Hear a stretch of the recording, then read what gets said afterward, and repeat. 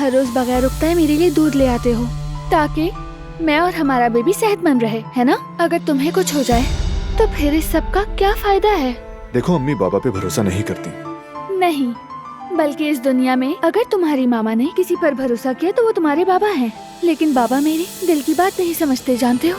ऐसा लगता है बेबी भी अपनी माँ की तरह नाजुक मिजाज है, या फिर कोई आराम पसंद सा बेटा है जो मिजाज बिगड़ने पे सिग्नल देता है।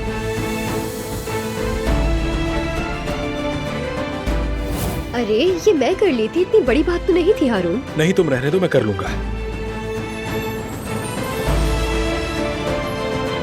अपना पेट तो देखो निकलता जा रहा है। असल में तुम्हें डाइटिंग की जरूरत है।